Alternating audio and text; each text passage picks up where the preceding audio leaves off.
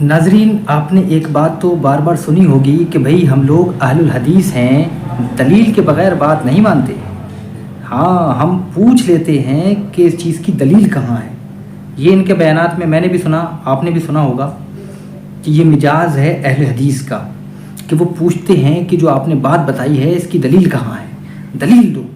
ہم بغیر دلیل کے نہیں مانیں گے۔ کیونکہ کہتے ہیں کہ بغیر دلیل کے ماننا یہ تقلید ہے، اور تقلید تو کرنا شرک ہے، اور مشرک کا ٹھکانہ جہنم ہے۔ جو مسئلہ پوچھو، سامنے والا بتائے، اس سے دلیل پوچھو، دلیل کا مطالبہ کرو۔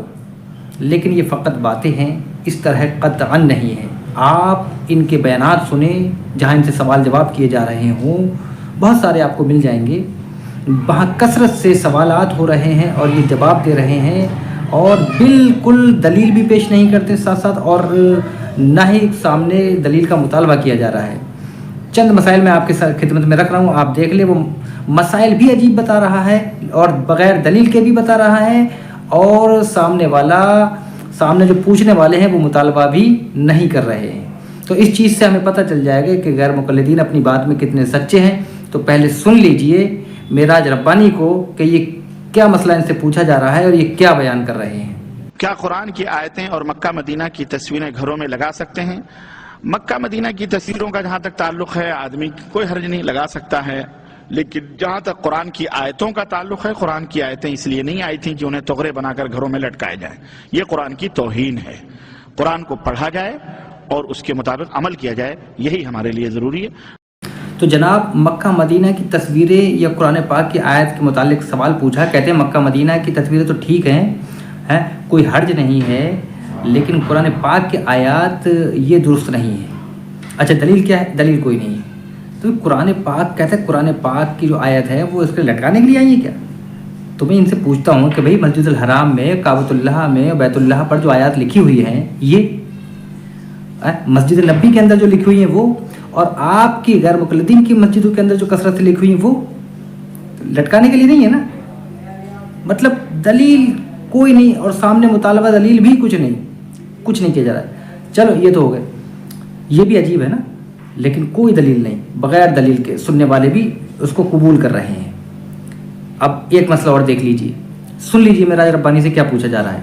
گزارش خدمت ہی کی ایک صف پوری ہو چکی ہے، پھر ایک آدمی آیا اور وہ ایک آدمی آگے سے کھینچ لیا، وہ آگے کا صف ٹوٹ گیا۔ کیا ایسا کرنا بہتر ہے یا وہ اکیلا نماز پڑھے؟ ایسا کرنا حرام ہے، جائز نہیں ہے۔ ایک آدمی پہلے آیا ہے، وہ اگلی صف میں ہے، اور وہ پہلی صف کی فضیلت پا رہا ہے، اللہ کی رحمت سے مستفید ہو رہا ہے۔ آپ آخر میں اعلیٰ حضرت آ کر پیچھے سے اس کو گھسیٹ کر آپ اس کو رحمت سے محروم کر کے اپنی نماز درست کر رہے ہو، یہ جائز نہیں ہے۔ یہ ہمارے ہاں جو کرتے ہیں یہ غلط ہے۔ البتہ یہ ہے کہ وہ انتظار کرے کہ کوئی آدمی آئے تو اس کے ساتھ نماز پڑھے، اکیلے بھی کھڑا ہو کر نماز پڑھنا اس کے لیے جائز نہیں۔ البتہ یہ ہے کہ جب جماعت ختم ہونے والی ہو، کہ ابھی ختم ہو جائے، کوئی نہیں آیا، تب پڑھ، تب نیت باندھ کے اپنا پڑھ۔